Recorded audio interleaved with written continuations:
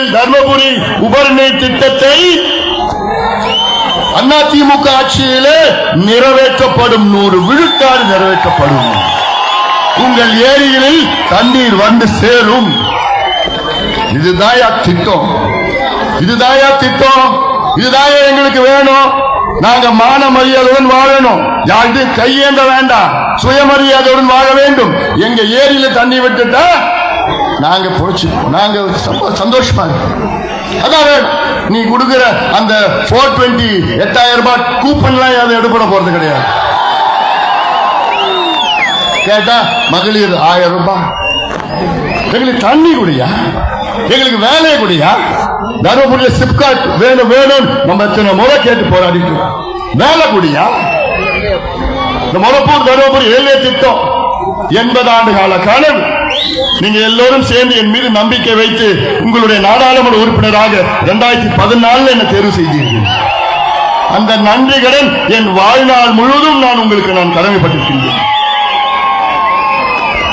இந்த திட்டத்தை 2019 ஆண்டில் ரயில்வே அமைச்சர் ஹெலிகாப்டர்ல வந்து அதை அடிக்கல் நாட்டினார். அன்னையிலிருந்து இன்னைக்கு வரைக்கும் தமிழ்நாட்டில் இந்த அரசு, திமுக அரசு பாத்தீங்கன்னா ஒரு பிடி நிலத்தை கூட எடுத்து கொடுக்க. அதெல்லாம் ரயில்வே நிலம் தான். 100 கோடி ரூபாய் ஆண்டுதோறும் ஒதுக்கீடு செய்யறாங்க. ஆனா தமிழக அரசு வேண்டுமென்றே இந்த ஸ்டாலின் அரசு இந்த திட்டத்தை புறக்கணிக்கிறாங்க. ஆனா நீங்க எல்லாம் வளரக்கூடாது, முன்னேறக்கூடாது. ஒரே நோக்கம், உங்க எல்லாம் அடிமையா வச்சுக்கணும், ஓட்டு மட்டும் நீங்க போடணும். அதுல என்னன்னா பட்டியலின மக்களுக்கும் வன்னியர்களுக்கும் சண்டையை மூட்டி விடணும், பட்டியலின மக்களுக்கும் கவுண்டர்களுக்கும் சண்டையை மூட்டி விடணும். இப்படி எல்லாம் சமுதாயத்துக்குள்ள சண்டை மூட்டி விடணும். சண்டை மூட்டி விட்டு அதுல குளிர்காயணும் திமுக. அதெல்லாம் நீங்கள் சிந்தித்து பாருங்கள். கடந்த ஆட்சி காலத்தில் எடப்பாடி பழனிசாமி அவர்கள் இந்த சமுதாயத்திற்கு 10.5 விழுக்காடு இடஒதுக்கீடு வழங்கினார். ஆனால் அதை கெடுத்தது ஸ்டாலின் அவர்கள், துரோகம் செய்தது திமுகவும் ஸ்டாலின் அவர்களும். இதெல்லாம் மறக்க முடியாது. கொடுத்தது எடப்பாடி பழனிசாமி அவர்கள், கெடுத்தது ஸ்டாலின் அவர்கள். சமூக நீதி பிரச்சனை, சமூக நீதி பிரச்சனை. இதெல்லாம் சமூகத்தில் பின்தங்கிய சமூகங்கள் எந்த சமுதாயம்.